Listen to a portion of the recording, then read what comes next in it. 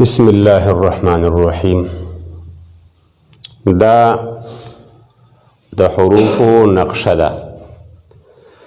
پرون تاسو ته ویلی شیو چې کلمه په درې قسمه ده: اسم، فعل او حرف. په اسم کې کافی تفصیل ده او په فعل کې تفصیل ډیر ده، هغه به وروسته کو. باقی حروف دی نو حروف برا مخکی کو. حروف په دو قسم دی. څومره چې حروف په عربی کې راځي نو هغه په دو قسم دی: یو حروف عامله، دویم حروف غیر عامله. د عامله مطلب دا ده هغه حروف چې عمل کوي، کار کوي، چې په کم یو کلمه داخل شي، په کم یو سیز داخل شي، په اسم داخل شي، په فعل داخل شي، نو په هغې کې کار کوي، عمل پکې کوي، په هغې کې لږ تبدیلی راولي، بدلوالی پکې راولي. عامله دغې ته وایي چې عمل کوونکي په اسم چې داخل شي د اسم په آخر کې کار کوي، دا حروف. په فعل چې داخل شي د فعل په آخر کې کار کوي، عمل کوي، عامله. دویم حروف غیر عامله. حروف غیر عامله دې ته وایي چې په لفظ کې کار نه کوي. مثلا غیر عامله حرف په یو اسم داخل شو نو د اسم آخر کې عمل نه کوي، کار نه کوي، لفظي طور باندې ظاهري تبدیلی پکې نشي راوستی، خو یاره معنی ورکوي. ګورې خپله معنی شته، معنی به وي لیکن ظاهري الفاظو کې تبدیلی نشي راوستی. مونږ به عامله او غیر عامله دې ته وایو. د غیر عامله مطلب دا نه چې بس دا عمل نه کوي نو څه ضرورت دی چې بیا عرب راوړي. نه، د غیر عامله مطلب دا چې په لفظ کې عمل نه کوي، په لفظ کې د اسم په فعل په آخر کې څه تبدیلی نشي راوستی، عمل نه کوي، خو یاره معنی وي. اوس به دا عامله تی راواخلو. غیر عامله به انشاءالله بیا رستو ذکر کوو. عامله په دو قسم دي. نمبر 1 په اسم داخلیږي، داسې حروف عامله چې په اسم داخلیږي. دویم حروف عامله چې په فعل داخلیږي. په اسم راځي حروف او په فعل راځي. په اسم چې کم داخلیږي، کم حروف عامله چې په اسم داخلیږي، دا په 5 قسمه دي. 5 قسمه. نمبر 1 ته به موږ وایو حروف جاره. د دې تفصیل به وروسته راشي. حروف جاره دا هم عمل کوي، خپل کار کوي. دویم حروف مشبه بالفعل، دا هم جدا حروف دي. دې ته به موږ وایو حروف مشبه بالفعل. داسې حروف چې د فعل سره مشابه دي، په یو څو څیزونو کې ورسره مشابهت د فعل سره لري. د حرف لیکن د فعل سره مشابه دی. د دې وروسته خپل عمل دی، وضاحت به وروسته وکړو. دریم نمبر ما لا. یو ما لفظ دی، یو لا لفظ دی. تش میم نه ګورې، میم او الف، لام او الف، لا یو تش لامی، تش لام، لام نه، لام الف. ما او لا چې دا مشابه دي، دا دواړه مشابه دي د لیس سره. لیس به انشاءالله وروسته راشي. افعال دي د لیس سره مشابه دي. یو ما لفظ دی او بل لا لفظ دی. او حروف جاره ډیر دي، مشبه بالفعل ډیر دي، دا 2 دي، ما او لا. سلورم نمبر لا لنفی الجنس. لا لام لا د نفی د جنس دپاره. لا لفظ دی صرف لا. لام الف لا د دې پشان دی. دا هم لا دی دا هم لا دی خو دا لا جدا کار کوي او دا لا جدا کار کوي. د هغې معنی جدا ده د دې معنی جدا ده. پنځم نمبر حروف ندا. داسې حروف چې په هغې باندې آواز کیدی شي چاته آواز کوي او پلانیه یا پلانیه داسې. نو دا یو طرف حروف عامله چې په اسم داخلیږي هغه په پنځه قسم شو. حروف جاره، حروف مشبه بالفعل، ما او لا مشابه بلیسا او لا د نفی د جنس دپاره چې کوم لاوي او حروف ندا. دویم حروف عامله چې په فعل داخلیږي. په فعل داخلیږي.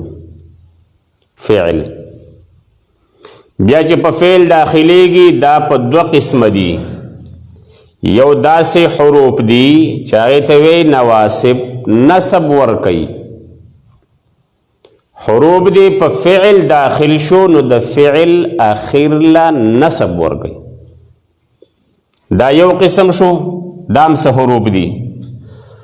او دویم حروف جوازم چې جزم ورکوي. په فعل داخلیږي خو آخر کې جزم ورکوي. دا ټول حروف چې دي دا ټول پنځه دا دي، پنځه قسمونه او دوه دا دي.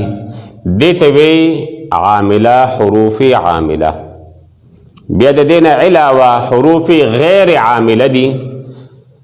د هغې اقسام به ذکر کو او د هغې ظاهري چې کومه معنی ده هغه به ذکر کو انشاءالله. اوس دا یاد کې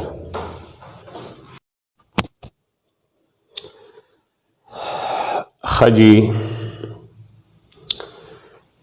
مخکې دا خبره وشوه چې حروف په دوه قسمه دي. کم کمو؟ عامله او غیر عامله. عامله به په څو قسمو؟ دوه. په اسم داخلیږي، په فعل داخلیږي. په اسم چې داخلیږي هغه په څو قسمو؟ څو؟ پنځه قسمه. پای کې نمبر 1 حروف جاره. دغه حروف جاره دي. حروف جاره لاندې لیکل شوي دي. حروف جاره 19 دي. دا 19 مشهور دي، نورم شته. دا 19 مشهور دي، نورم شته. داسې حروف چې جر ورکوي. جر زیر به ورته ووایو. خجی حروف جاره 19 دي. په دې کې عام کتابونو کې با، تا، کاف مونږ هغه اسانه طریقې سره ولیکل. دا مونږ چې ورته بی وایو. دا با لفظ تشبه. بعض وخت کې کتابونو کې داسې ولیکلی شي با یا تا داسې ولیکلی شي نو طالب اکثر دی کې غلط شي وي یاره دا با به دې شکل باندې با او الف او حمزه یا تا به په دغه شکل باندې وي. یا کاف ولیکي. کاف داسې ولیکي. کاف الف فا. نو په حقیقت کې داسې ده ویل کېږي. داسې هغه ویل چې بیا لیکي نو هغه په دې شکل باندې لیکل کېږي. لکه موږ وایو الف نو چې الف بیا لیکو نو الف لام او فا لیکو. نو کتابونو کې اکثر داسې لیکلی شوي دي که نه. خو دا مې تا ہوتا ده اسانوالي د وجې نه.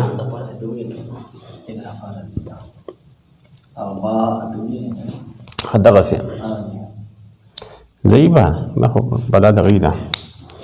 نو دا با لفظ دی. با چې راشي تا، کاف، لام، واو، مذ منز منذ ورته ویل کېږي منز خلا رب رب نه ګوري رب حاشا من عدا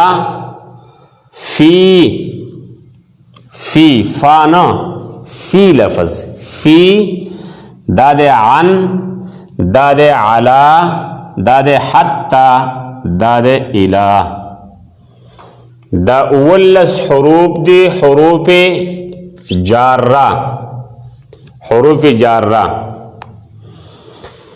اوس دل رازو چې دا حروف جارہ څه عمل کوي ځکه دا خبره موږ مخکې وکړه چې دا حروف عامله دي او بیا په اسم داخليږي نو اسم کې دا څه کار کوي د دې کار څه دی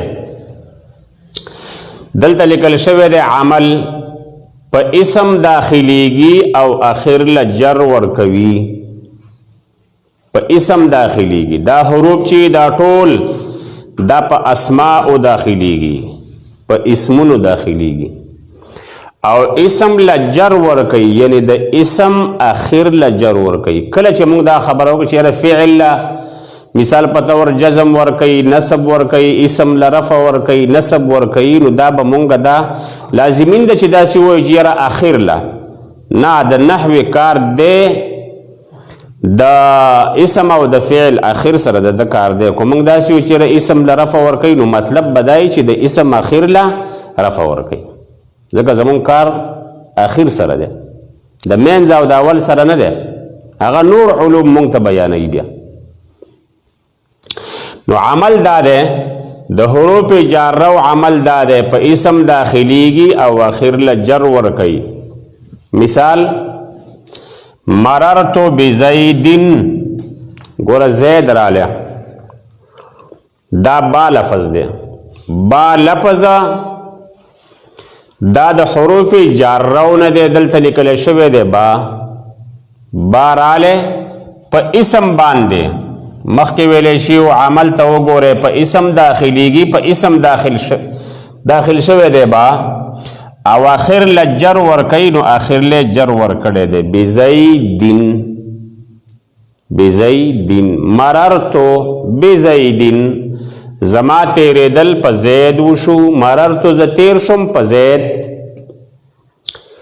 نو مررتو بارالے دے باتا بمونگوائیو با جارا جری ورکڑے دے زیر ورکڑے دے زید تا او زید اسم دے نو مخکې چې مونږ څه لیکلي دي هغه ټول دلته مونږ ته په نظر ښکاري عمل په اسم داخليږي او اخر له جر ورکوي په اسم داخل شوی دی او اخر له د اسم اخر له جر ورکړی دی بیا لیکل شوی دی د عمل په اعتبار په دوه قسم دي دا حروف جاره د عمل په اعتبار په دوه قسم دي نمبر 1 چې په اسم ظاهر او اسم ضمیر دواړو داخليږي دا حروف جاره داسې دي دا حروف جاره داسې دي چې دا خو په اسم داخليږي خو اسم کې بیا دو قسمونه دي یو اسم ظاهري او یو اسم ضمیر وي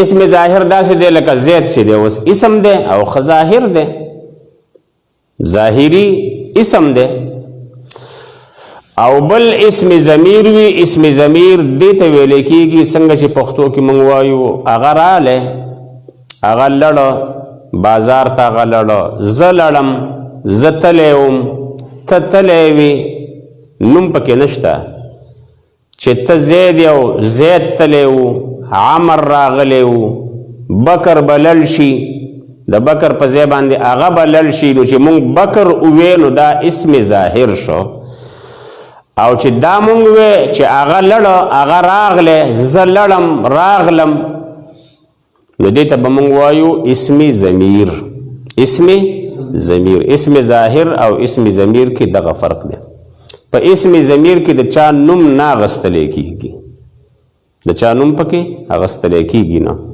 اسم ظاهر کې صفا نوم واغستلی شي دې کې دا حروف جاره چې دي دا داسې دي چې دا په اسم ظاهر هم داخليږي او په اسم ضمیر هم داخليږي. په اسم ظاهر هم داخليږي او په اسم د اسم چې کوم دا دو اقسام دي په دې دواړو باندې داخليږي. لکه مثال په تور من به مونږ واخلو، من زیدن په زید به داخل کو، زید اسم ظاهر ده، مونږ په من داخل ک من زیدن. من الله اسم ظاهر شو او ضمیر راوړو منه منها مني، دا مونږ ویلی شو. نو دا داسې حروف دي، حروف جاره چې په اسم ظاهر هم داخليږي او په اسم ضمیر هم داخليږي. باقی د دینه علاوه چې کم پاتې شو دلته مونږ لیکلي دویم چې په اسم ظاهر داخليږي، په اسم ظاهر داخليږي، وروسته به د دینه اسم ظاهر وي، وروسته به د دینه څه وي؟ اسم ظاهر.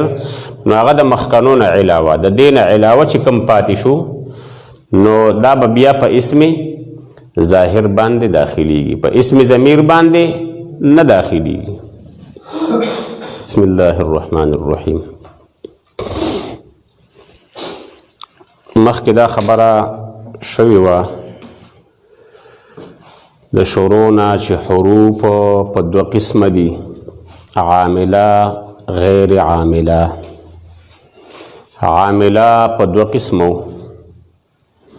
یو هغه چې په اسم داخليږي بل په فعل داخليږي. په اسم چې داخلېدل هغه په 5 قسمو. اول په هغې کې حروف جار رو، د هغې بیان ختم شو. دویم حروف مشبه بالفعل، د دې معنی دا ده چې دا داسې حروف دي چې دا د فعل سره مشابه دي، د فعل سره مشابه دي. بس دومره یاد کې چې د فعل سره د دې څه مشابهت شته، مشابهت شته. فعل جدا سیز دی او حرف جدا سیز دی، خو دا داسې حروف دي چې د فعل سره مشابهت لري او د دې دواړو په منځ کې مختلف قسمه مشابهتونه شته دي. دې کې مشته چې دا چې کم د دې چې کم معناګانې دي نو دا معناګانې د فعل نه ادا کیږي، فعل هم دا معنی ورکوي او دا حروف هم هغه معنی ورکولی شي. بعضې وخت کې عمل کې هم د دې مشابهتي، فعل له یو ځای کې نسب ورکوي، یو اسم له نسب ورکوي، نو دا حروف هم اسم له نسب ورکوي یو ځای کې. خلاصه ده هغه به تاسو انشاءالله د وخت راتلو سره به تاسو ته پته ولګي. خو دومره ذهن کې کېدی چې حروف مشبه بالفعل داسې حروف چې مشابه وي د فعل سره، په څه څیزونو کې د فعل سره مشابه دي. حروف مشبه بالفعل شپږ دي: ان، ان، دا دواړه یو څیز دی. ښه، ان، ان دا دو الفاظ نه دي، دو حروف نه دي، دا یو حرف دی.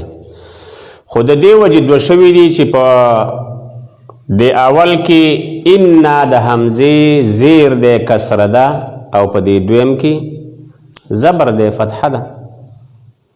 نور ان او ان دا تقریبا چې یو دي، خو به هر حال دو به واخلو: ان، ان، کأن، لیت، لکن، لعل. دې ته به موږ وایو حروف. دا خو حروف شو، نو دا حروف څه عمل کوي؟ ځکه چې موږ حروف عاملو کې رواني، عمل په جمله اسمیه داخليږي. جمله اسمیه دا خبره به دغه ځای ودرو ته د جمله اسمیه درخیم. جمله اسمیه څه ته وایي؟ جمله خو به دا وایي چې یوه خبره، کلام یوه خبره، دا جمله شولا. مثال په تور باندې زید قائم، دا جمله ده. زید ولاړ ده، جمله ده صفه، خبره پوره شو. زید ولاړ ده. اوس دې جملې ته به مونږ ګورو کو چیرې اول په دې کې اسم وو نو جمله اسمیه، او کو اول په دې کې فعل وو نو جمله فعلیه. د جملې اسمیه او د جملې فعلیه تعریف ده شو. دا اوس جمله اسمیه ده ځکه اول جز اول ټکی د دې اسم ده. جمله فعلیه ضرب زیدن، دا جمله فعلیه ده. اوس ولی فعلیه ده ځکه چې مخکې اول جز د دې ضربه ده او ضربه فعل ده، فعل ماضی ده. نو دا خو جمله اسمیه او جمله فعلیه شو. واپس دې ځای راځو. عمل د دې حروف مشبه بالفعل په جمله اسمیه داخليږي. دا جمله اسمیه ده. جمله فعلیه لرکوم زه په جمله اسمیه باندې دا اوس مونږ داخلو. زید شو، دا زید قائم ده، په دې باندې مونږ ان دلته داخلو. ان په مونږ راوړو. دا څنګه شو؟ ان زید قائم شو. تاسو متوجه یې؟ اوس دا ان چې رالی نو دی ان خو هم خامخا خپل کار خو به کوي که نه؟ آیا زیدون قائمون دغه شان به حال پرېږدي که نه څه تبدیلي پکې راولي؟ نو دا ان پکې تبدیلي راولي، تبدیلي پکې راولي. خو مونږ په جمله اسمیه باندې دا داخل کا. څه تبدیلي ده؟ اسم له نسب او خبر له رفع ورکوي. اسم له نسب او خبر له رفع ورکوي. خو دې باندې ځان پوهه کوي چې دا ان چې داخل شوی ان په دې باندې راغلی نه و، دا زیدون قائمون و. د دې ترکیب چې مونږ کوو که نه ترکیب، نو د دې به مونږ وایو زیدون مبتدا، دا مبتدا ده او دا شو خبر د جملې اسمیه ترکیب. ښه لا ان پر راغلی نه ده، دې ته به مونږ وایو مبتدا، دې ته به مونږ وایو خبر. نوم یې څه دی؟ مبتدا او خبر. پوه شئ؟ د جملې اسمیه ترتیب دا ده. اوس دې جمله اسمیه باندې مونږ حروف مشبه بالفعل داخلو. ان په مونږ راوړو، ان په مونږ راوړو. د ان سره دا بر نمونه بدل شو، بر نمونه دواړه بدل شو. دا ان دا خو حرف دی د حروف مشبه بالفعل نه. زیدن دا به داسې کو چې یو به ظاهري په دې کې بدلوالی راولو. د دې زیدن نه زیدن جوړ شو، زیدن. او دې زیدن ته به مونږ اسم ووایو د حروف مشبه بالفعل. نوم یې څه شو؟ اسم. مخکې نوم سو مبتدا. چې کله دا جمله اسمیه وه اله ان پې داخل شوی لا نه و، مخکې نوم مبتدا وه چې ان پې رالی، اوس نوم څه شو؟ اسم د ان. اسم دی د ان، د ان اسم. قائمون دې ته به موږ وایو خبر د ان. نوم مخکې نوم خبرو، وسم نوم خبر شو، خو هغه خبر جدا او دا خبر جدا دی. دې باندې ځان پوه کوي. دا هغه مخکنی خبر نه دی ښه، ځکه چې هغه خبر و د مبتدا. اوس دا خبر شو د ان دپاره، خپل نږدې د ان دپاره خبر شو. نوم خو مغه دی، قائمون او مغه نوم هغه دی، خو هغه خبروالی بدل شو. نسبت دی خو ان سره بس برابر شو. نو ګوره عمل په جمله اسمیه داخلیږي په جمله اسمیه باندې ان دا ټول دا داخل شو دا جمله اسمیه ده کار څه کوي اسم له نسب دا اسم له نسب ورکو دا چې کومه مبتدا وه دې له نسب ورکو دوه زبرونه ورکړو او خبر له رفع دې خبر له رفع ورکړه خو دغه مخکنی رفع نه ده او نه مخکنی خبر دی جدا خبر شو او جدا رفع شو خبره باندې پوه شو دا یو مسله شو ده مثال خو دلته ذکر شو دا د مثال ان الله لفظ الله دا د ان د پاره اسم دی منصوب دلته ذکر شوی دی اسم له نسب ورکوي غفور دا خبر دی د دې د پاره د حروف مشبه بالفعل څه شو خبر مرفوع دی پوه شوی دی باندې اوس ښکته راکوزیږو دا خبره دا خو بنیادي خبرې دي نمبر 1 ما لیکلی دی دیتا حروف ناسخه وی حروف ناسخه نور حروف هم داسې ته چې هغه ناسخه دي ناسخه معنا یعنی هغه مخکنی چې کم د دې عملو کم شکل و هغې ختم که منسوخ یې کړه زید قائمون باندې دی په جمله اسمیه باندې دا راله که نه د جملې اسمیه هغې منسوخ که نه که ختم یې کړه که نه اوس خو مبتدا او خبر ورته څوک نشي ویلی دې ته خو مبتدا موږ نشو ویلی خبر نشو ویلی کو خبر ورته وایو د دې خبر به ورته وایو د مبتدا خبر خو ته نشو ویلی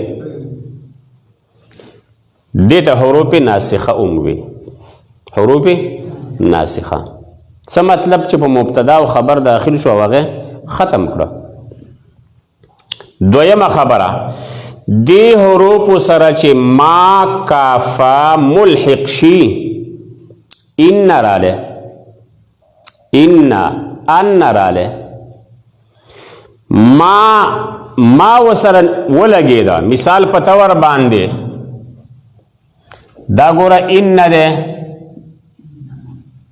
ان شو نو زه وسره ما وس دلته لګوم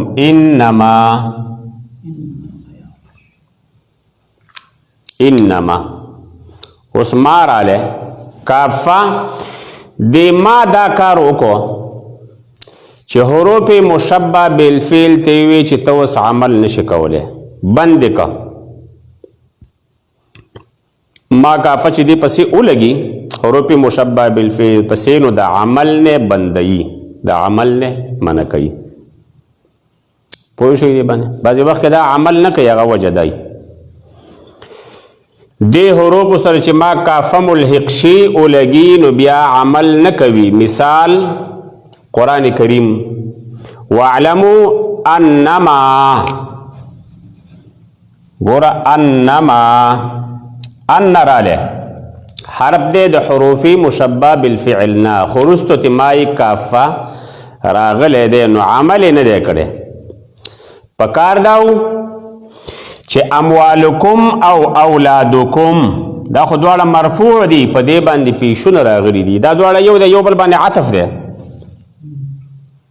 لکه یو لفظ به والو بس دغه دا اسم دی دا دواړه چې یو ځای کې اسم جوړیږي د ان د پاره حروف مشبه بالفعل د پاره لیکن اسم د دې منصوب پکار دی دلته راغلی دی مرفوع اموالو اولادو دا مرفوع دی معلومیږي دا چې حروف مشبه بالفعل کار نه دی کړی دا جدا مبتدا او خبر دی په خپلو کې دا جدا انداز دی نو اموالکم او اولادکم دیل دی ان پکې عمل نه دی کړی ولې ځکه چې رستو تی مای کافه راغلی دی دې باندې پوه شوئ بل خبره دا د حروف مشبه بالفعل جملې ته جمله اسمیه وی د دې مطلب دا دی چې کله موږ د دې ترکیب کوو ترکیب ان حرف دی د حروف مشبه بالفعل نه الله دا اسم دے د ان د پارا ته متوجه او کنه خوب خجی الله دا اسم دے د ان د پارا او غفور دا خبر شو د ان د پارا دا چې مونږ ټول یو ځای کوو نو دې ته به جمله اسمیه وایو کو فعلیه نو دې ته به وایو جمله اسمیه ګوره جمله اسمیه مونږ دې ته وی چې په اول کې مخکې لیکلو چې په اول کې اسم وي اول جز اسم وي حالان کې د دې جملې اول جز حرف دی نو په کار خدا د چې جمله حربیه ورته وایو ځکه چې اول جز حرف دی خو په حقیقت کې چې دا مونږ وګورو دا جمله اسمیه ده په حقیقت کې چې دا مونږ وګورو کنه دا ان الله غفور دا جمله اسمیه ده دا ان تلک الله غفور الله تعالی بخون کې ده او ان الله غفور یقینا الله تعالی بخون کې ده ګوره ان دومره فرق پکې نشته ده معنی کې خو دومره فرق نشته ان خپل معنی ورکړه خو چې اسې اندازې ګورو دا جمله اسمیه ده نو حروف مشبہ بالفعل چې کم ترکیب کیږي نو دا به مونږ د جملې اسمیه کوو پوه شئ که بل لاندې لیکلی شوي دي کأن ان ون خو یو څیز دی خو دلته اوس کأن د کاف تشبیهیه او اننا مرکب دی څه مطلب دا کأن چې دی دا په اصل کې دا کاف ده کا او دا ان د دې نه جوړ شوی دی ان کإن د دې کاف معنی د تشبیه د یو څیز مشابهت ورکول زید پشان د زمری دی زید گویا زمری دی تشبیه ورکي تشبیه کاف دغه معنی شوله ان خو خپل معنی ده خود دین جوړ شو کإن او دلته ده کأن خو جوړ شوی د چانه ده د کا او د ان د دین جوړ شوی ده خو چې د ان غشه جوړ شو بس دله بمونګه چې د کاپ سره مونږه یو ځای کا نو د ان نبیا ان جوړ شو نو کأن شو اسانه خبره ده خدا جوړ دی په حقیقت کې د کاپ تشبیهی او د ان لفظ نه جوړ دی دا کأن خجی ګوره مثال ته ګوره د ان او ان مثال خو بس زده شو کأن الکتاب استاذ گویا کتاب استاذ دی گویا کتاب دا کتاب چې زه ګورم کتاب داسې خبرې ما سره کوي او داسې ما پوهې ته وایي استاذ ما ته لګی دی گویا کتاب استاذ دی اوس راځو دی له کأن حروف مشبہ بالفعل کأن حرف دی د حروف مشبہ بالفعل نه الکتاب اسم شد دی او استاذ خبر شد دی د پاره نو کأن سره د اسم نه او سره د خبر نه جمله اسمیه متوجه یې خجی لیتا دا په دې کې بل لفظ دی دا ټول وسو شو دا دی لیتا لوس ورزو لیتا د تمنا معنی ورکوي تمنا ارزو یو سړی ارزو کوي یو تمنا کوي په دې کې بیا دا خبر ده چې په ممکن او ممتنع دواړو داخليږي څه مطلب ارزو تمنا چې سړی کوي نو دا په داسې ځایونو کې هم کوي چې هغه څیز دته اړو حاصلېدی نشي هغه څیز تمنا سړی په داسې وخت کې هم کوي داسې حالت د پاره هم کوي چې هغه څیز اړو حاصلېدی نشي خو یاره دی تمنا کوي تمنا سړی بوډا شي که نه هغه وایي یاره ارمان چې زه بس ځوان وی نو دا ځواني خو دې ته واپس کېدی نشي په یو طریقه باندې یاره ما ارمان چې زم دې ملایکو سره په اسمان کې ګرځېدی که نه څنګه به ښه وی. ګوره دا دې ځای کې بیا لیت استعمالیږي، دې ځای کې بیا په عربی کې څه استعمالیږي؟ لیت. نو داسې ځای کې استعمال شو چې هغه کار اړو کیدی نشي، ممتنع دی، نشي کیدی. ګوره دې مثال دا دی، لیت الشباب یعودو، لیت الشباب ارمان چې ځواني واپس شوی وي. نو دا الشباب د دې لیت د پاره اسم شو او دا خبر شو. لیت سره د اسم او سره د خبر نه جمله اسمیه. خدا هغه مثال دی چې دا لیت په هغه ځای کې رالی چې هغه کار کیدی نشي، هغه کار نشي کیدی. او داسې ځای کې چې ممکن وي هلته لیت استعمالول. نو لیت القمر طالع، لیت القمر طالع ارمان چې میاش سپوږمۍ راختلی وي، راختلی وي، دا خو ممکن ده راخیږي که نه راخیږي. نو لیت سره دا القمر دا اسم دی، دا به منصوب وي، قمره به وي، قمرو قمرین، ځکه چې دلته لیت راغلی دی. لیت القمر، قمر اسم دی د لیت دپاره او طالعون د دې دپاره خبر شو. ټول یو ځای که جمله اسمیه. پوه شوئ پې؟ لعل ترجی امید، لعل په هغه ځای کې استعمالیږي کوم ځای چې یو کار کیدی شي، یو کار کیدی شي په هغه کې استعمالیږي. مثال دا لعل او د لیت خپلو کې فرق دا واضح دی. لعل په هغه ځای کې استعمالیږي چې کوم کار کیدی شي، او چې کوم کار کیدی نشي هلته بیا لعل نه استعمالیږي، او لیت دواړو کې استعمالیږي. د لعل مثال لعل المریض نائم،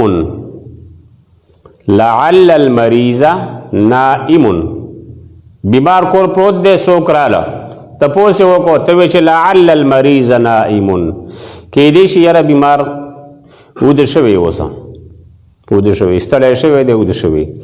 لعل المریض نائم. بل په دې کې دی لکن ما لیکلی استدراک د پاره. استدراک اصل کې راګیرولو ته ویل کېږي. سړی یو خبره کوي، یو کلام روان دی، ته د هغې کلام نه مخالف غوندې خبره وکړي، په هغې باندې استدراک وکړي، پکړو د پکړ دپاره دا راځي.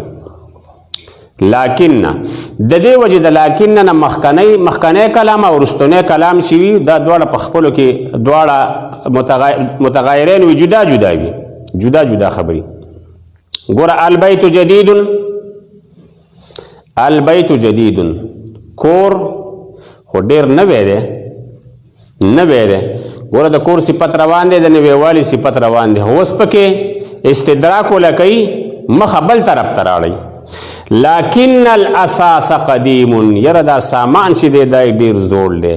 ګوره د مخکنۍ خبرې او د وروستنۍ خبرې په منځ کې څومره تغایر پکې دی، جداوالی پکې دی. دا صفت دی، دلته پکې یو قسم قباحت ذکر شو.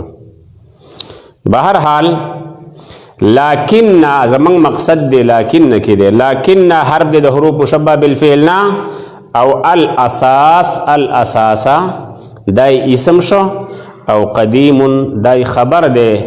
لکن سره د اسم او سره د خبر نه جمله اسمیه. پوه شئ ترتیب باندې؟